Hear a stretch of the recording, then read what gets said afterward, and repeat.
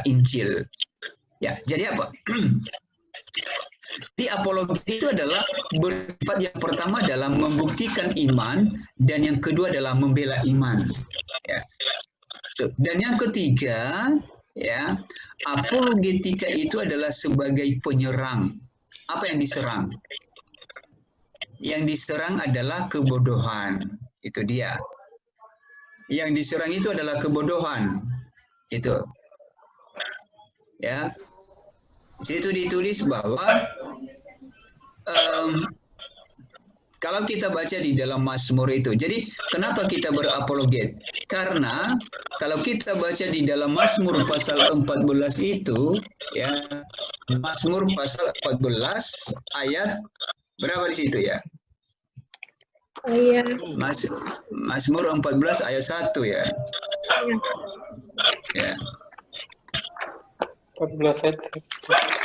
Mazmur 14 ayat 1. Coba dilihat apa Pak Yusuf. Mazmur 14 ayat 1 ya. Ya. Orang bebal berkata dalam hatinya tidak ada Allah, busuk dan jijik perbuatan mereka, tidak ada yang berbuat baik. Nah, jadi di situ adalah kita harus menyatakan sebagai apologet, kita harus menyatakan kebodohan orang yang berhadapan dengan kita ya. Jadi sebagai orang yang berapologet, yang memiliki apologetik, maka kita harus mampu memberi penjelasan kepada mereka bahwa apapun di luar Kristus adalah kebodohan. Iya kan? Di luar Kristus adalah kebodohan. Ya, itu.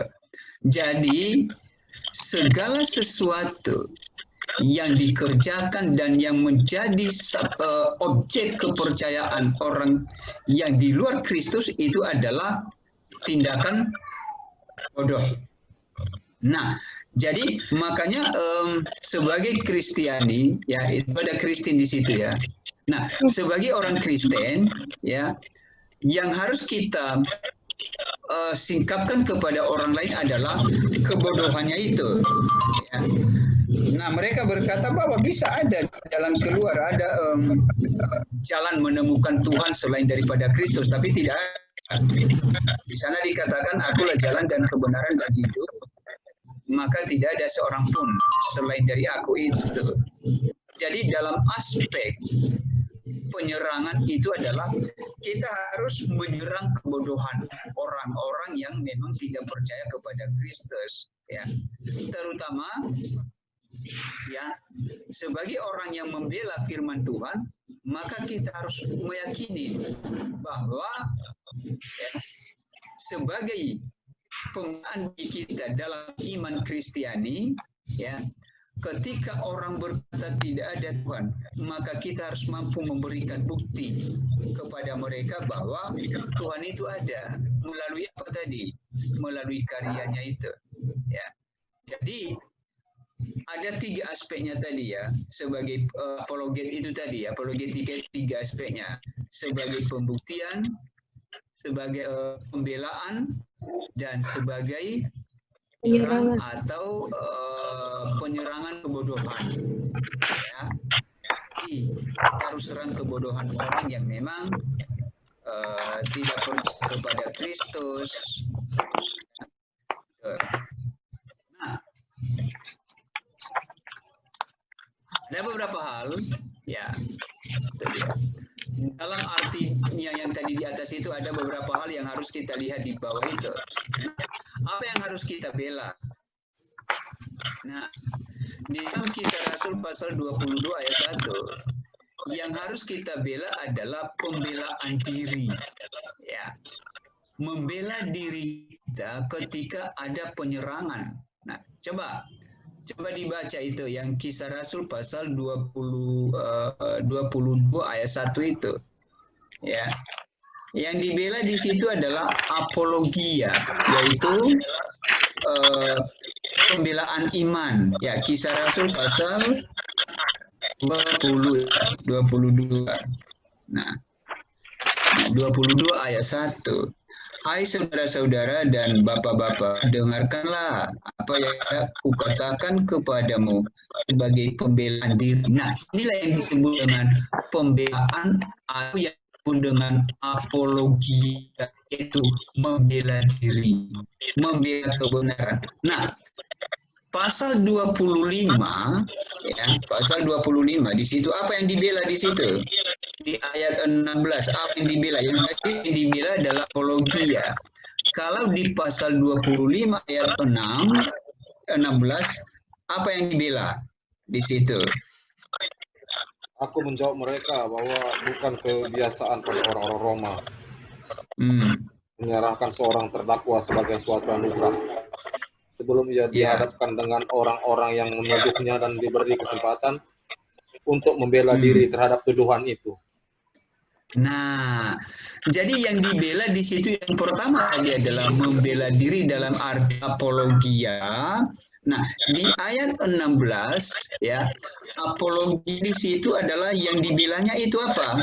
Nah, di situ dikatakan aku menjawab mereka bahwa bukanlah kebiasaan pada orang-orang Roma untuk menyerahkan seorang terdakwa sebagai suatu anugerah sebelum ia dihadapkan dengan orang-orang yang menuduhnya dan diberi kesempatan untuk. Nah, yang dibela di sini, yang harus kita bela di sini adalah ketika kita dituduh dalam berbagai macam, maka membela diri dari tuduhan kesesatan. Nah, itu dia. Sebagai orang Kristen, dia tidak membiarkan ya ada kesesatan di dalam diri setiap orang. Itu dia. Salah satu contoh kesesatan ini adalah seperti percaya kepada hal-hal yang magic, yang gaib. Nah, itu yang dibela, bahwa orang Kristen tidak boleh seperti itu. Ya, tidak boleh membela. Kita harus membela diri kita. Kita harus juga membela firman Tuhan. Kalau ada orang yang menyesatkan orang lain, ya, itu pembelaan terhadap tuduhan yang memang tidak benar. Jadi artinya apa di situ? Bahwa orang Kristen juga memang harus wajib untuk membela dirinya dari berbagai tuduhan dan fitnahan. Dan yang ketiga, pembelaan terhadap apa? 1 Korintus pasal 9 ayat 3. Apa yang dibela di situ lagi? Ya. 1 Korintus pasal 9 ayat 3. Apa yang dibela? Inilah pembelaanku terhadap mereka yang mengkritik. Nah, kita membela firman Tuhan dari kritik orang lain.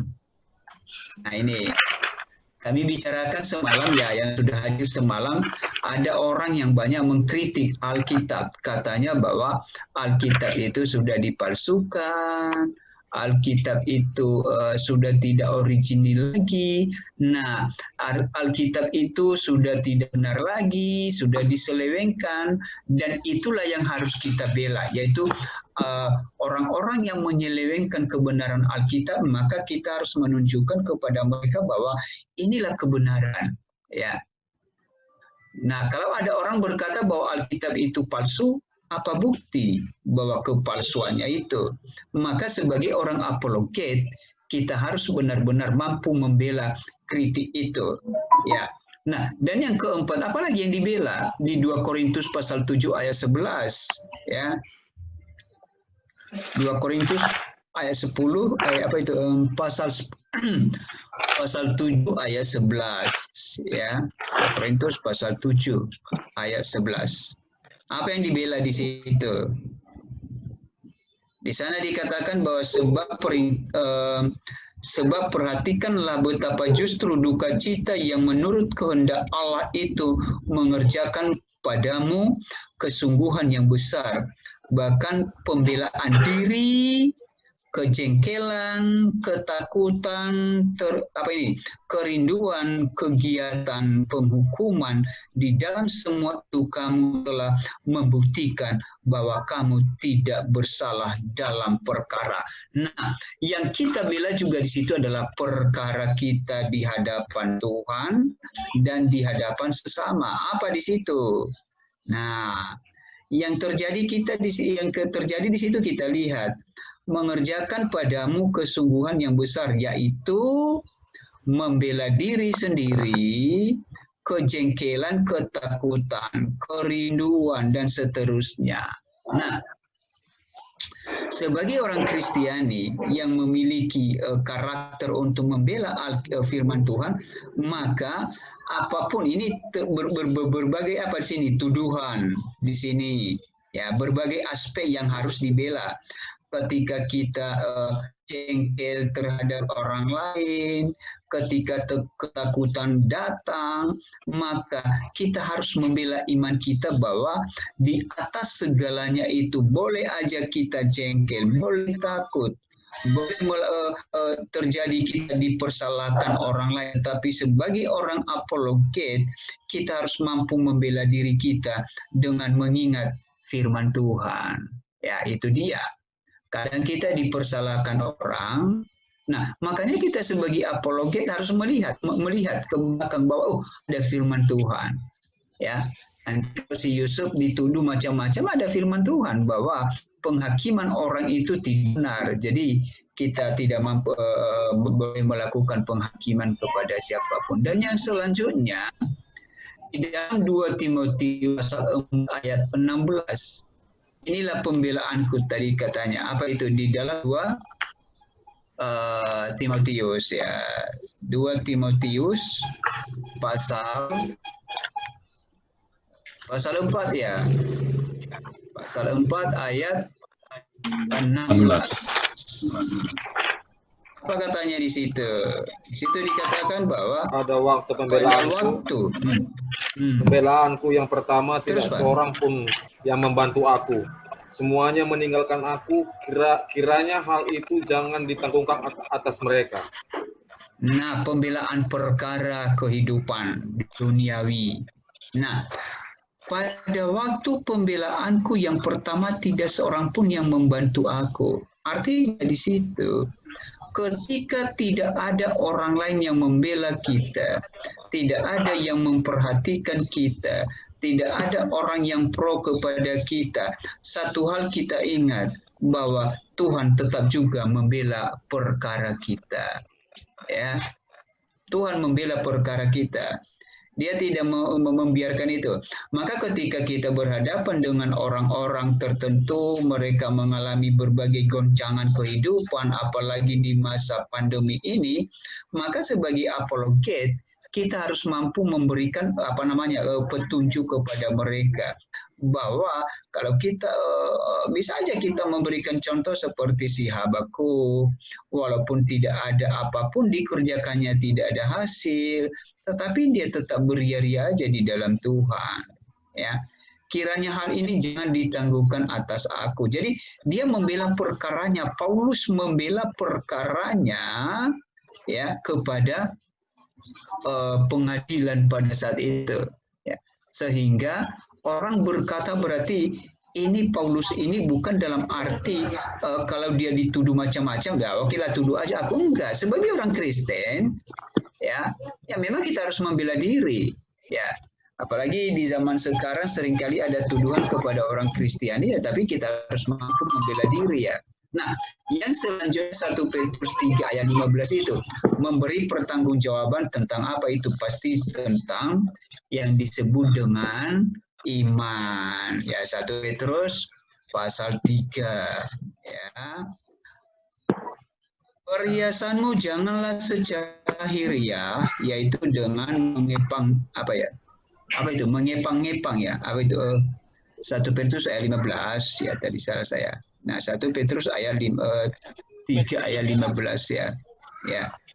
Tetapi kuduskanlah Kristus di dalam hatimu sebagai Tuhan dan siap sedialah pada segala waktu untuk pertanggungjawaban kepada orang yang meminta pertanggungjawab dari kamu tentang pengharapan yang ada padamu. Tetapi harus dengan lemah lembut dan hormat. Jadi, membela iman Kristiani kita tidak boleh seperti orang-orang lain. Yang dilakukan apa? Saya katakan ya, boleh orang Kristen men-sweeping? Tentu tidak. Iya kan?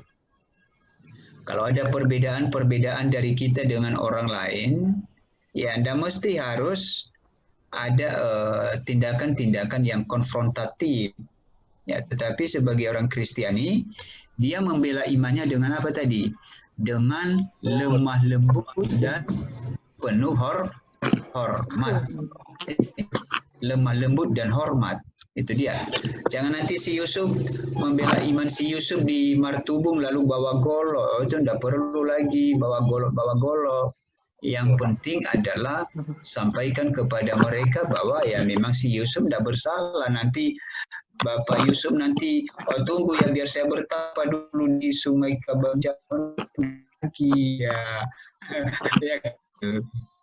Jadi ya. Lagi, Pak. Nah, iya kan? Nah, ketika kita membuktikan kebenaran, ketika kita membela diri kita, maka apa yang muncul di situ? Ada yang muncul di situ sebagai apa? Ada tantangan yang dihadapi. Yang pertama pada situ tantangan yang muncul itu pada situ, yaitu orang Yahudi tidak percaya kepada Yesus, kepada Tuhan. Ini tantangan. Ya. Pada zaman sekarang banyak orang Yahudi di mana-mana istilahnya itu ya. Jadi di Indonesia di sekeliling kita banyak orang yang tidak percaya kepada Tuhan. Banyak sekali. Nah, itulah tantangan kita memperkenalkan iman kita kepada orang lain. Orang lain tidak selalu menerima kita. Bahkan ketika kita melakukan sesuatu pelayanan, maka orang lain menolak kita. Dan itulah tantangan yang memang harus kita hadapi. Lalu apakah tantangan itu kita hadapi secara kasar? Tentu tidak. Tetapi kita hadapi secara hormat, kita hadapi secara secara sopan. Ya, tantangan-tantangan itu ketika orang menghina Tuhan kita Yesus Kristus, kita memberikan kepada mereka persuasi secara ya sopan, kita melaksanakan pendekatan secara iman Kristiani. Lalu kalau di tempat si Pak Yohanes di Aceh ya mungkin tidak boleh leluasa Pak Yohanes ya. Ya kan Pak Yohanes? Mana Pak Yohanes ya? Ya Pak, benar Pak. Halo? Halo, ya Pak. Nggak muncul. Benar Pak. Iya, tentu Bapak tidak leluasa ya untuk melaksanakan apologet Bapak di kota Bapak. Karena bisa saja Pak Yohanes kalau melaksanakan kegiatan apapun pasti diintai, diselidiki. Nah, tetapi apa tadi firman Tuhan berkata bahwa untuk menghadapi orang-orang seperti itu kita hadapi mereka dengan apa tadi? Dengan sopan dan penuh dengan hormat. Yaitu jangan, lain dengan orang lain kalau tidak sesuai dengan dia lalu di sweeping, ditutup toko, kedetua ditutup, BPK ditutup, boleh ditutup BPK itu paling enak, tidak boleh. Itu. Iya kan Yusuf? Enak lah Pak, iya Pak, benar. Pak Yusuf ada BPK di Martubung ya? Ada Pak, banyak Pak. Datang aja Pak. Ada juga. Oh banyak, iya Pak. ya. Ada ya. Nah itu dia. Pak Apollo. Rica. Pak Jebua. Ya. Instruksi Pak Jebua. Ya. Kalau dari pandangan ini, kan ini disebut apologia. Supaya kita, orang yang belajar akan firman Tuhan, jangan bingung kalau ada kata-kata apologia. Karena kata-kata apologia ini di dalam Alkitab, Perjanjian Baru, dikatakan di tulisan ini ada 8 kali katanya kan, tetapi dengan pengertian yang berbeda-beda. Satu mengenai pembelaan diri, membela diri, pembelaan diri juga. Jadi apologia itu dari kata bahasa Yunani itu artinya tidak hanya membela iman saja, tapi membela diri, membela di hadapan pengadilan, itu juga memakai kata apologia. Jadi nanti kalau kita diserang orang, kita mengerti bahwa apologia ini banyak artinya. Iya, betul Pak. Jadi apologia itu bukan hanya satu aspek untuk membela iman di hadapan orang lain. Jadi secara umum itu adalah segala bentuk pembelaan, maka itulah yang disebut dengan apologia. Itu dia. Ya itu apapun bentuk kalau kita berhadapan di pengadilan itu juga adalah di dalam bahasa Yunaninya ya apologia. Jadi tadi itu kita kemarin itu berkata itu kata kerja membela diri, ya. Jadi apologia itu ya betul itu dapat dipakai, istilah apologia itu dapat dipakai dalam seluruh bentuk, ya. Perkara untuk membela diri, ya, bukan hanya di dalam membela diri terhadap iman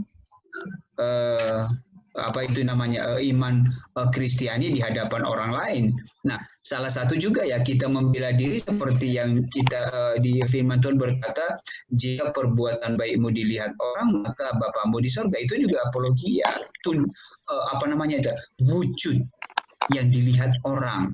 Ya, nah, yang kedua, apa yang muncul?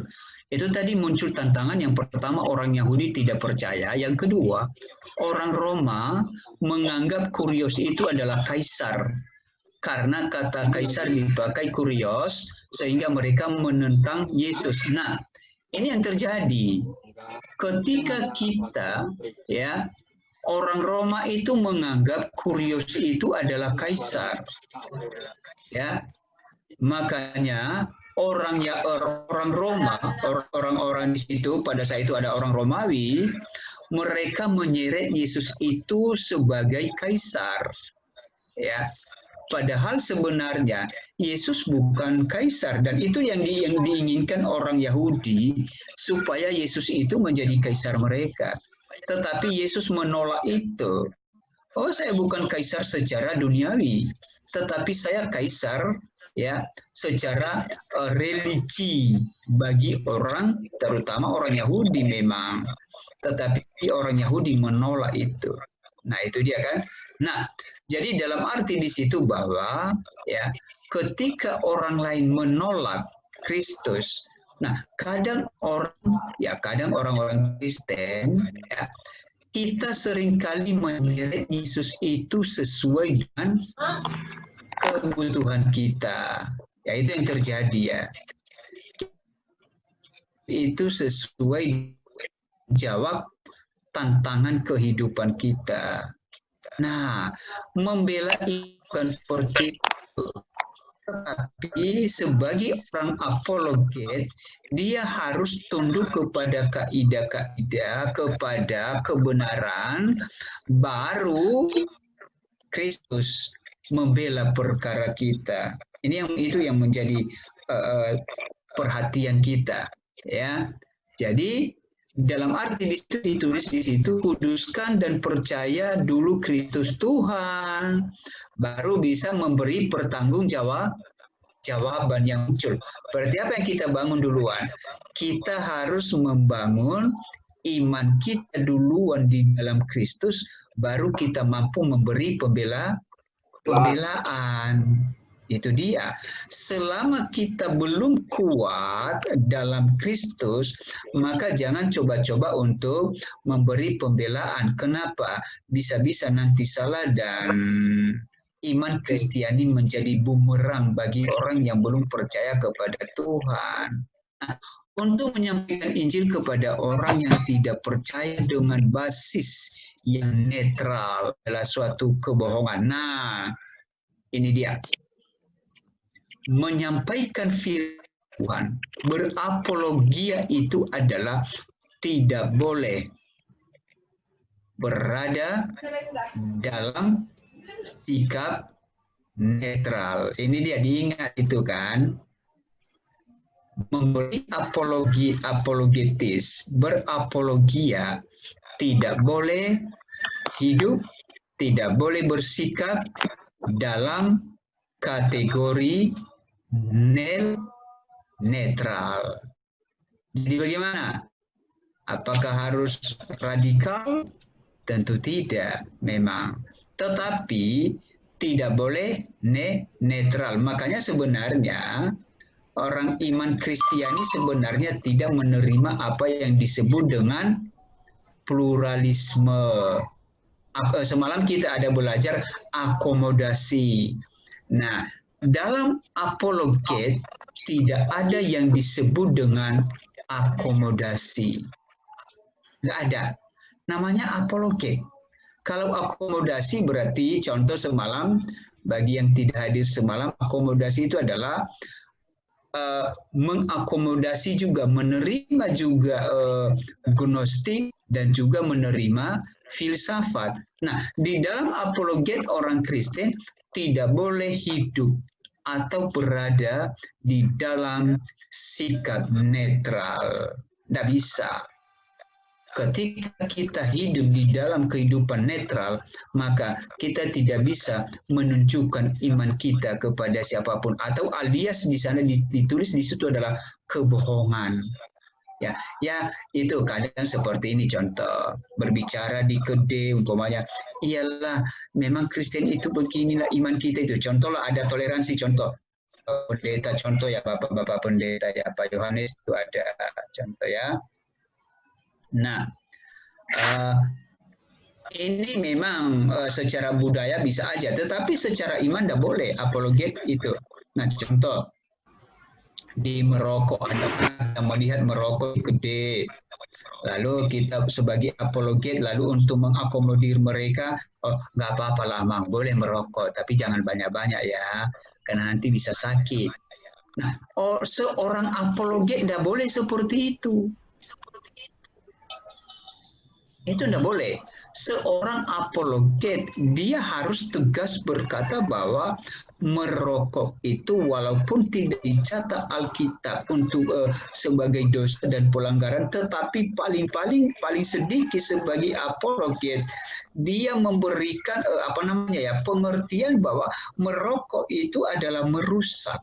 Tidakkah engkau tahu bahwa tubuhmu? Lalu orang bertanya, apa hubungannya dengan rokok? Ada hubungannya. Ketika Anda merokok terus-menerus dan Anda rusak, maka sudah rusak Allah di dalam hidupmu.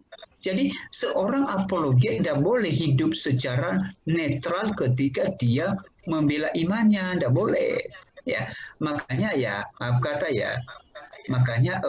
seperti agama-agama tertentu ada komunitas organisasi tertentu ya. Kalau ada perbedaan dengan mereka, ya mereka hantam. Nah itu, karena memang nggak boleh netral ini. Seorang apologet ini tidak boleh netral. Tapi, walaupun kita tidak boleh netral, tetapi yang di situ apa? Ketika kita membela iman kita harus dengan kelemah lembutan dan penuh dengan hormat. Nah, netral adalah suatu kebohongan, sebab hikmat Allah adalah kebodohan bagi dunia. Nah ini dia tadi. Ya. Kebanyakan dan sering yang terjadi kita hadapi adalah ketika kita menyampaikan kebenaran, maka tuduhan-tuduhan muncul dialamatkan kepada kita. Yaitu bisa aja orang berkata kepada kita, ini kebodohan ini orang. Contoh, ya si Yusuf umpamanya kan, Yusuf Ya Pak. hari Minggu lalu si Yusuf tutup panglonnya, lalu orang dunia berkata, bodoh kali Yusuf, masa hari Minggu ditutup panglon, itu kan banyak orang rame beli belanja, hari Minggu kan orang-orang tertentu kan libur, mereka bisa bangun betulin rumahnya, mereka beli segala macam. Ini kebodohan katanya. Tetapi sebagai Yusuf yang seorang advokat, dia tetap menutup panglonya. Kenapa? Supaya orang melihat bahwa Yusuf ini adalah seorang yang taat kepada Tuhan. Dan itu adalah suatu sikap apologetis. Itu adalah sikap apologetis. Itu sikap apologetis yang benar. Ya. Nah, kenetralan akan menghambat dan menghalangi berapologetik. Itu dia tadi. Ketika kita bersikap netral, maka apologetis kita tidak lancar.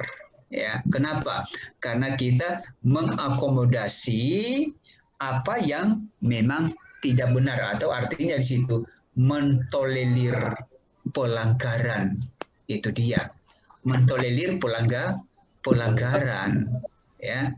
Nah, kita tidak dapat memamerkan kepada orang yang tidak percaya bahwa argumen kita, apakah logika, fakta, konsistensi, atau apa saja, siap mereka terima. Karena sudut pandang yang berbeda. Nah, ini dia tadi. Memang secara nalar, setiap orang memiliki perbedaan penalaran. Ya. Tetapi Anda suka, tidak suka, terima, tidak terima, maka sebagai apologet harus mampu mempengaruhi orang lain. Itunya dia memang. Nih, sebagai apologet harus mampu mempengaruhi orang lain dengan Injil. Nah, ini lah. Mungkin kita bertanya. Nah, ini dia. Bagaimana cara kita mempengaruhi orang lain? Ini ada di bawah itu, yaitu dengan kesaksian. Yang pertama apa? Dalam penginjilan, yaitu dengan penginjilan. Itunya cara mempengaruhi orang lain. Sarana mempengaruhi orang lain dalam apologetis adalah penginjilan. Ada dua kesaksian di situ dikatakan. Kesaksian luar, kesaksian luar daripada apologetika. Nah, apa itu kesaksian luar? Ya. Apa artinya di situ?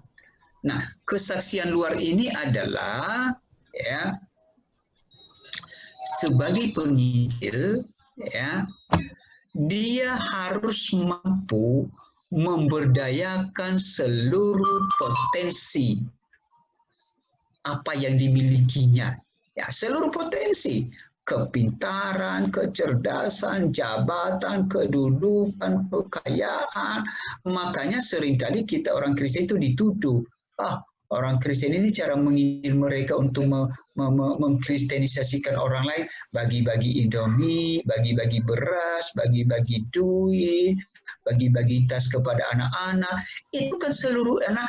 Seorang apologet yang penginjil itu adalah harus mampu memberdayakan seluruh potensi yang dimilikinya. Contoh si Yusuf, umpamanya hari-hari besar agama tertentu, lalu ya ini sebentar lagi kan Yusuf ya hari Jumat. Ya, benar, Pak. Hari motong, Pak. Nah, hari Jumat ya si Yusuf kalau memang dia seorang penginjil, lalu ya sebagai dalil kemanusiaan, lalu dibelinya satu kambing atau satu kerbau atau sapi disumbangkan di tetangganya. Ini boleh kalian potong ini supaya sebagai partisipasi saya untuk keluarga-keluarga kita di sekitar ini. Itu potensi untuk penginjilan. Walaupun si Yusuf tidak menyebut nama Yesus, kan begitu kan? Tidak. Ditanyanya Pak, Pak, apa Kristen ada juga kurban katanya Pak? Apa di Kristen ada juga kurban katanya Pak?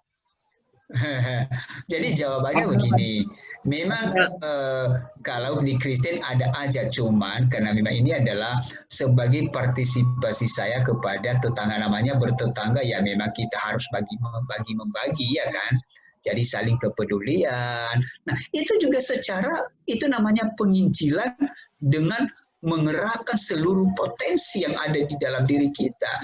Contoh ya Pak Irwan umpamanya ya, di tetangganya ada orang yang beda umpamanya agama, lalu oh ya datang Pak Irwan, ibu sudah sudah punya apa ya, premi prudensial ya.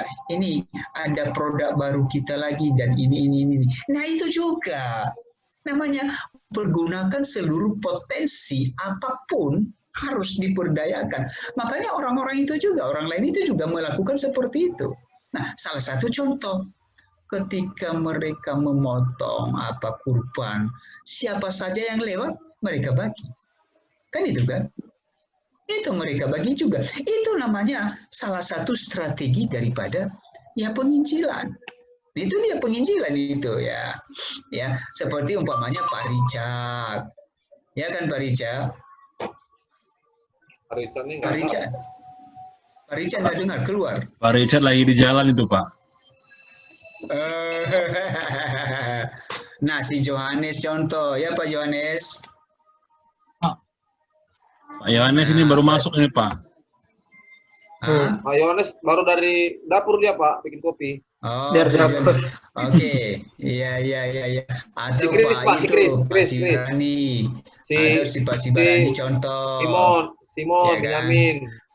Pak si Barani, si Benyamin, si Kristi contoh. Ya, dia umpamanya hari Natal umpamanya dikumpulkan semua anak-anak di sekitarnya, dibeli buku dan dibagi-bagi tanpa melihat unsur agama apapun. Itu namanya penginjilan juga. Itu sebuah apologetis ya itu. Ya, itu dia. Jadi penginjilan itu tidak harus menjadi pendeta. Enggak. Ya kan Yusuf? Iya, Pak. Pak Benyamin tidur, Pak. Ini tidak. Hah? Benyamin tidur ya? Halo. Pak Rica sudah keluar. Pak Rica sedang ini. Rica has entry in the waiting room for this meeting. Nah, itu dia tadi. Nah, yang kedua, kesaksian dalam peranan Roh Kudus. Ini dia. Kesaksian dalam peranan Roh Kudus. Ini seperti si sida-sida Ethiopia itu. Ya, itu ketika siapa dibimbing oleh Roh Kudus maka dia membaptis. Artinya di situ kesaksian melalui peranan Roh Kudus. Contoh, kita sedang di pesawat terbang, lalu kita ngomong-ngomong di samping kita, lalu memperkenalkan diri kita, lalu lama-lama Bapak seorang apa ya? Oh, saya agama I. Oh, itu ya. Ya nggak apa-apa lah Pak, memang semua pendekatan dulu memang dalam ilmu public relation harus ada seperti itu tadi ya. Memang tadi yang memang yang radikal tadi yang tidak boleh netral, tapi jangan langsung kita berkata, oh Bapak agama iya, saya agama K, berarti tidak boleh dekat-dekatan. Oh, tidak boleh gitu, saling mengakomodir aja. Tetapi sudah turun, sudah landing, lalu sampai di kedai kopi, oh Pak, minum kopi lah dulu Pak. Nah, ya itu minum kopi, ngopi, seruput dulu ya, baru itu minum-minum, kopi darat dan segala macam, baru lama-lama saling tanya HP dan seterusnya. Jadi siapa yang lebih kuat, dia yang bisa mempengaruhi, kan begitunya itu. Nah jadi itu pimpinan Roh Tuhan. Nggak bisa juga kita melawan pimpinan Tuhan kalau dia berkata, Yusuf, pergi ke rumah siapa itu, si Harjono itu. Kebetulan dia butuh apa? Butuh semen. Ya itu kasih sama dia satu saat. Yang mana Bapak? Oh ini, oh itu. Jadi itu dia pengaruh. Ya. Jadi saya katakan tadi bahwa penginjilan itu harus mampu mengembangkan atau memanfaatkan, memberdayakan seluruh potensi hidup. Nah, mengapa orang Kristen berapologet? Itu di situ di bawah itu. Kenapa sih?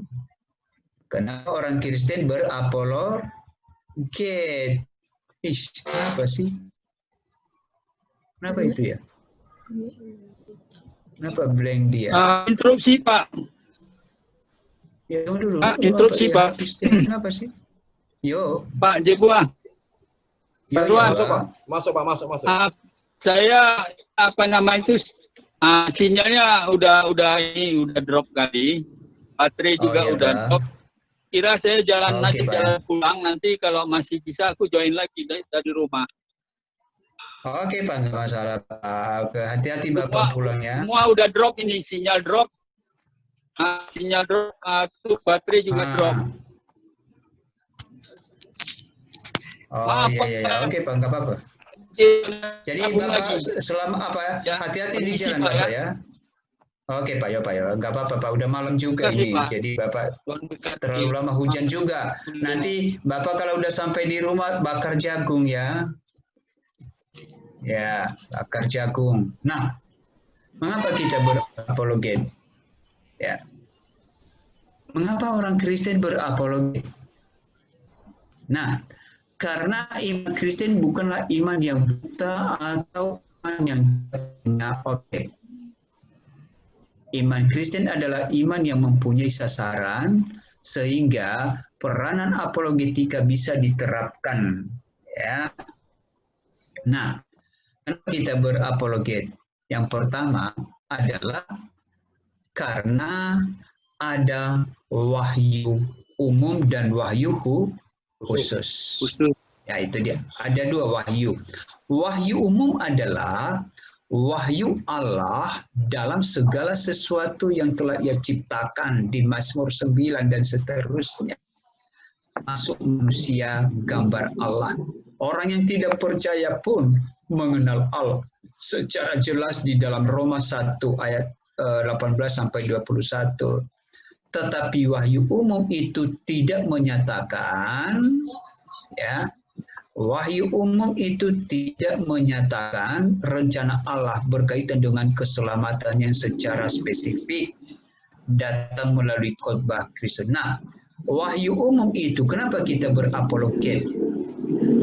Karena ada wahyu umum yaitu penciptaan alam, alam semesta, ya, hati nurani dan seterusnya. Nah, itulah yang kita bela. Apakah benar alam semesta ini diciptakan oleh Tuhan? Itu yang dibela. Kalau ditanya kepada kita, apa buktinya bahwa alam semesta ini adalah diciptakan oleh Tuhan? Buktinya apa? Dia berkata begitu. Apa buktinya? Kalau memang alam semesta diciptakan oleh Tuhan, buktinya apa? Nah, sebagai apologet, dia situ harus mampu memberi penalaran bahwa pada mulanya Allah menciptakan langit dan bumi dan seterusnya. Nah, apa buktinya bahwa Allah itu menciptakan langit dan bumi? Ya, kita harus mampu melihat histori daripada penciptaan. Ya, nah itu kita belajar nanti di teologi. Ada situ penciptaan, kejatuhan manusia di dalam dosa, ya kan? Dan itu ada tahap-tahapnya, itu ada pembagian penciptaan, kejatuhan, kristologi dan juga pneumatologi itu dibagi dalam beberapa fase itu. Jadi itulah yang kita bela kepada mereka. Ya, di dalam teologi perjanjian lama kita harus mampu berapologet bagaimana cara Allah menciptakan langit dan bumi. Jadi penciptaan langit dan bumi itu adalah hanya dengan berfirman. Ya, ketika Allah berfirman maka jadilah. Nah, tentu mungkin ada aja pertanyaan. Lalu apakah Allah sendiri yang menciptakan langit dan bumi? Lalu bagaimana caranya menciptakan langit dan bumi itu? Tentu itu sudah dicatat di dalam Alkitab, Kejadian pasal 1 dan seterusnya. Nah, sebagai orang apologet, dia harus menguasai itu memang. Jadi kalau dia tidak mampu menguasai itu, maka yang terjadi apa? Menjadi bumerang bagi kita dan bisa aja kita diserang, ya, dalam sudut, ya. Jadi pewahyuan secara umum itu adalah melalui alam semesta, ya. Nah, hanya di wahyu khusus yaitu melalui Alkitab dan Tuhan Yesus Kristus rencana tersebut dinyatakan dan digenapi. Dari kedua pernyataan ini, wahyu umum dan wahyu khusus, maka wahyu umum itu adalah hanya bersifat sebagai prototipe namanya itu, prototipe dari tipe. Tipenya itu adalah ada di Perjanjian Baru, ya, prototipe ya. Jadi perjanjian lama itu adalah prototipe daripada rencana Allah.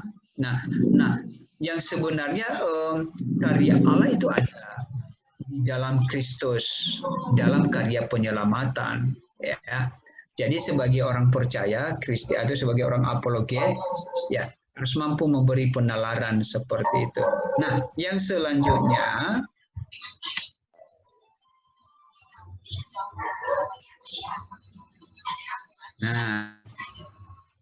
pada wahyu, pada awalnya, tentu argumentasi kita tidak langsung diterima oleh orang yang belum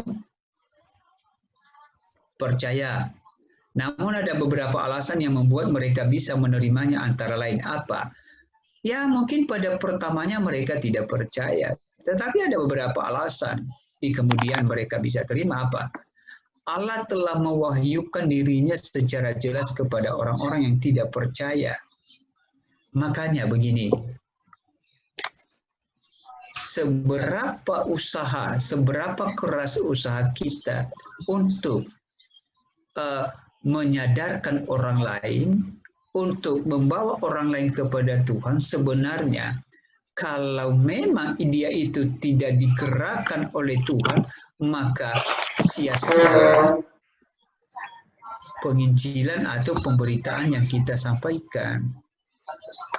Nah, Allah telah mewahyukan dirinya secara jelas kepada orang-orang yang tidak percaya. Roma 1 ayat berapa ya? Ayat 19 ya.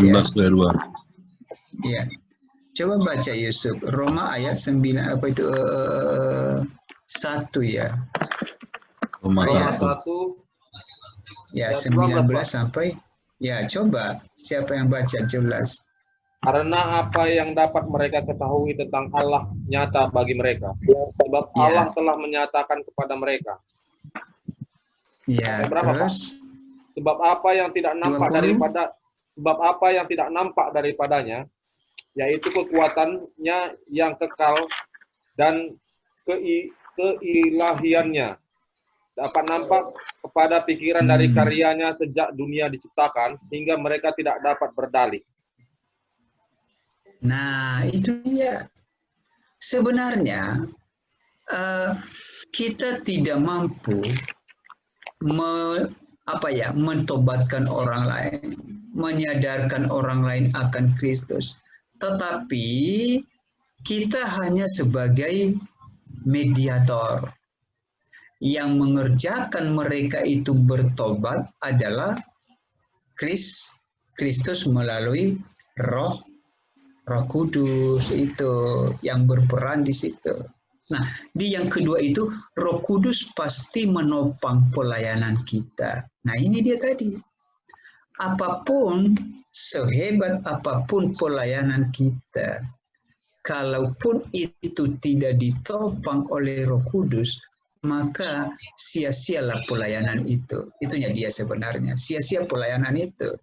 Tidak akan bermanfaat, ya, tidak akan bermanfaat itu sebenarnya.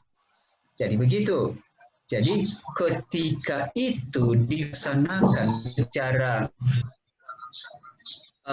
oleh karena pertolongan Roh Tuhan, Roh Kudus, maka sepanjang kita mengandalkan itu Roh Kudus, maka Roh Kudus itulah yang sebenarnya yang mengajari, menyadarkan orang-orang yang tidak percaya. Maka berarti yang pertama harus kita lakukan adalah harus menerima, memiliki, yaitu kuasa daripada tuntunan Roh Kudus. Dan yang ketiga, pada orang-orang tertentu pemikiran dan argumen kita yang benar dapat menerobos pertahanan mereka. Nah, ini tadi di atas sudah. Orang-orang tertentu pemikiran dan argumentasi kita yang benar. Nah, ketika kita berargumentasi dengan benar dan memiliki kaidah-kaidah berkomunikasi, maka itu juga mendorong orang lain memperhitungkan, menerima apa yang kita sampaikan. Tentu dalam hal ini adalah harus memiliki kemampuan komunikasi. Jadi seorang penginjil itu, seorang apologet itu bukan orang yang pendiam. Dia harus cakep, banyak berbicara. Ya. Yang keempat, apologet Kristen itu memiliki bentuk bermacam-macam. Contoh, ya, banyak. Ada melalui perumpamaan, ya, di dalam Samuel itu. 2 Samuel 11-12 yaitu perumpamaan yang membuat Daud bertobat. Ya. Itu dia, nanti dibaca itu apa itu isinya nanti. Nah, karena Alkitab itu adalah firman Allah, maka Alkitab itu sendiri, ya, maka Alkitab itu sendiri akan mengungkapkan segala kebenarannya. Jadi apa artinya di situ? Sebagai apologet, ya, jangan kita memaksakan orang lain untuk mengikuti Kristus, tetapi kita hanya sebagai mediator untuk memperkenalkan Kristus. Kalau kita memaksa orang lain untuk menerima Kristus, maka kita akan berhadapan dengan hukum negara, hukum sipil. Tetapi tanggung jawab kita hanya memperkenalkan. Ya, itu. Memperkenalkan Kristus melalui apa? Mungkin ada pertanyaan.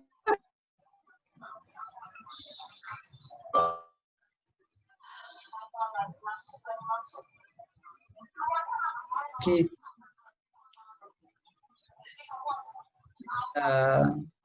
disiplin kita, mereka lihat itu.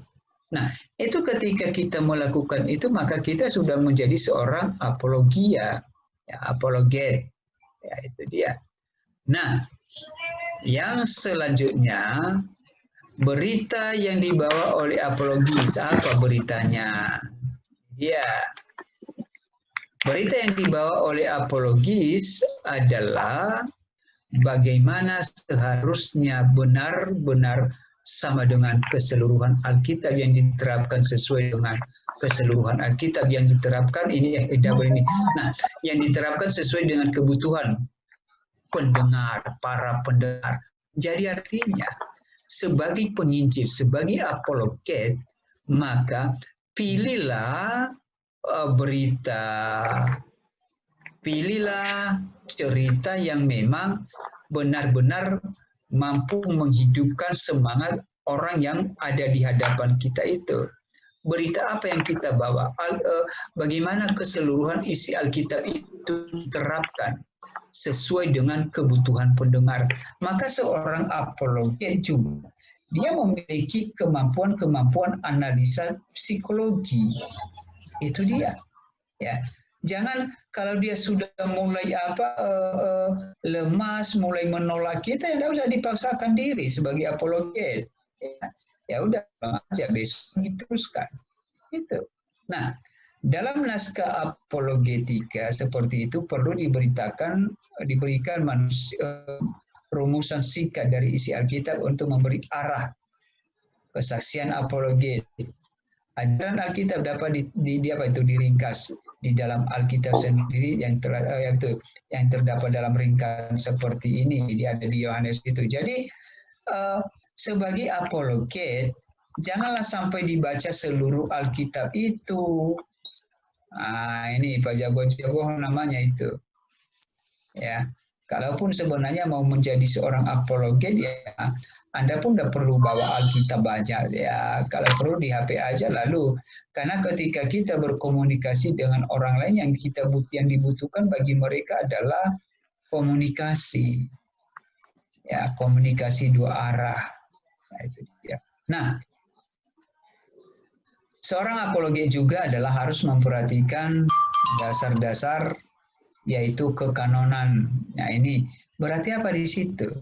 sebagai apologet dia memang harus dibutuhkan seorang yang mengerti teolog. Itu dia memang.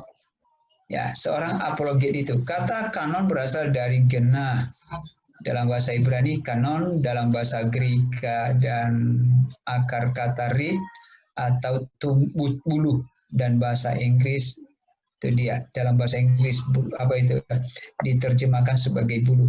Nah, Origenes menggunakan kata kanon untuk menunjukkan apa yang kita sebut dengan peraturan iman.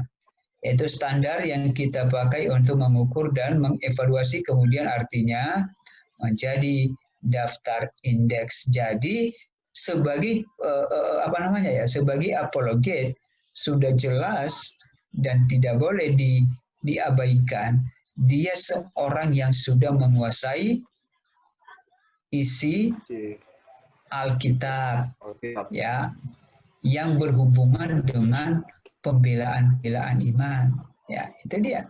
Nah, apakah kitab itu dapat dipercaya? Apakah itu berasal dari tangan Tuhan? Apakah buku itu mengandung nafas ilahi? Demikian firman Tuhan.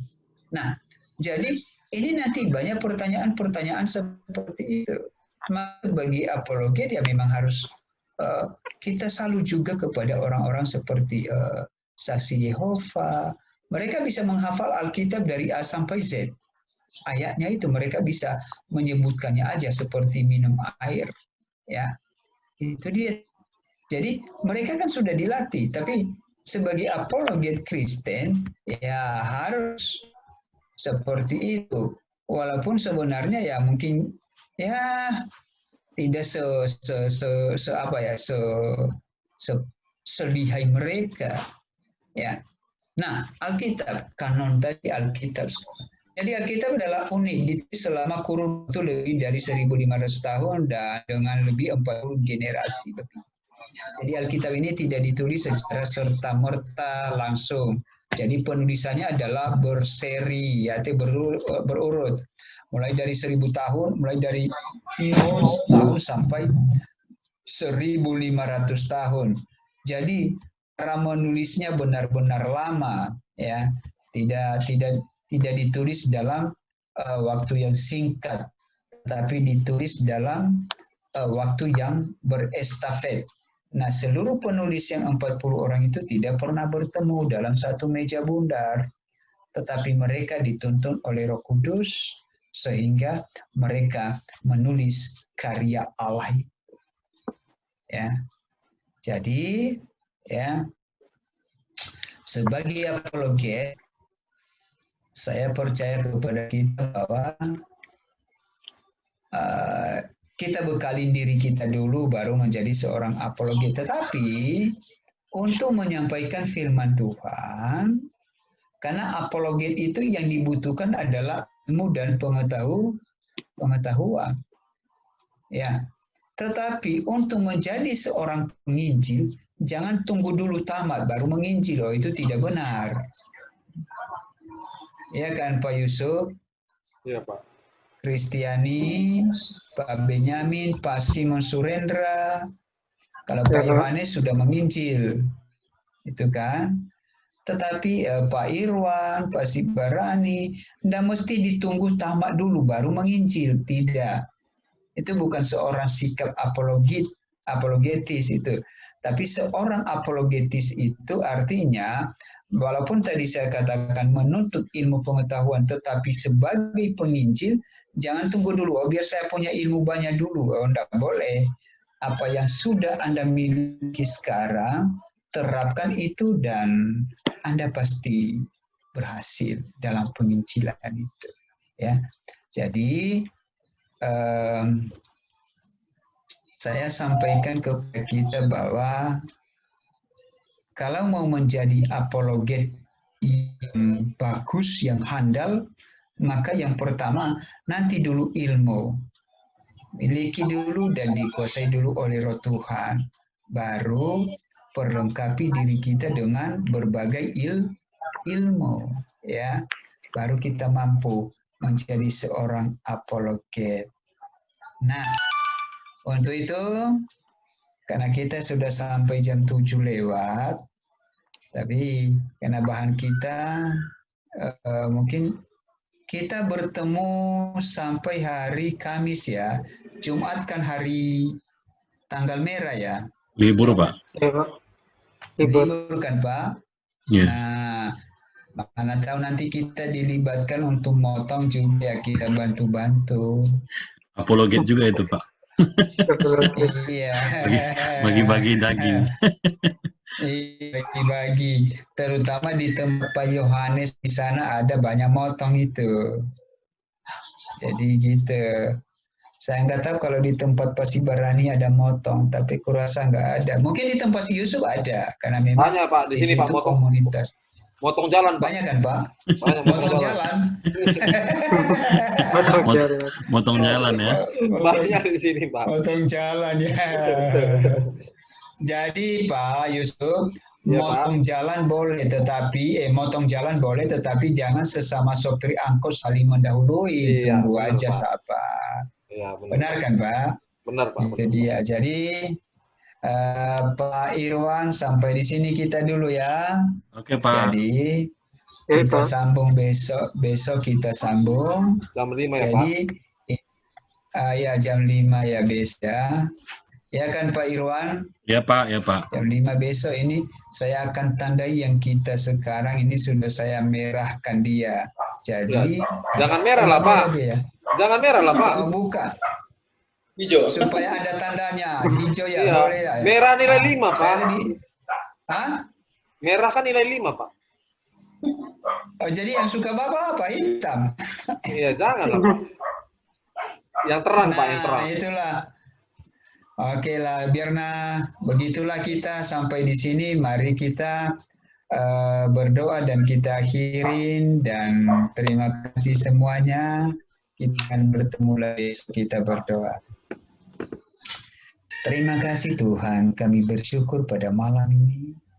Kami berterima kasih kepadamu ya Bapa, atas segala penyertaan-Mu kepada kami dari awal pembelajaran sampai saat ini. Engkau telah menyertai kami. Sementara kami bersyukur, kami akan akhirin pembelajaran pada sesi ini. Apapun yang kami pelajari, kami tahu itu jauh dari kesempurnaan, keterbatasan materi, keterbatasan media yang kami pakai, bahkan juga keterbatasan pengetahuan dan pengalaman kami melalui media yang kami pergunakan. Tetapi biarlah itu Tuhan Engkau lengkapi, Engkau cukupkan, Engkau beri pengertian, sehingga kami semakin hari semakin belajar dan belajar. Terima kasih Bapa, kami akan serahkan hidup kami kepadamu sepanjang malam ini. Sertai kami, lindungi dan tutup bungkus kami dengan darah-Mu. Dan besok pagi kami bangun dengan penuh sukacita, tanpa kekurangan suatu apapun. Dan besok harinya lagi kami akan belajar dalam via daring. Terima kasih Bapak. Seluruh mahasiswa yang sudah belajar, Pak Irwan, Pak Johannes, Pak Yusuf, Pak Benyamin, Pak Richard, Pak Sibarani, dan juga Ani Kristiani, Engkau menyertai mereka, Engkau pimpin, Engkau bimbing mereka. Biarlah Tuhan sukacita, damai sejahtera menyertai kami senantiasa. Terpujilah Bapa di surga, dalam nama Yesus Kristus kami bersyukur. Amin. Oke, salam, selamat malam. Tuhan Yesus memberkati. Oke, yo, haleluya. Salam. Boleh minum kopi sekarang. Ambil kopi. Ini Pak. Ya, Pak. Oke, Pak. Pisang goreng. Ayo, kopi si Pak Yusuf. Oke, yo, oke ya. Oke, makasih Pak. Makasih. Oke, yo.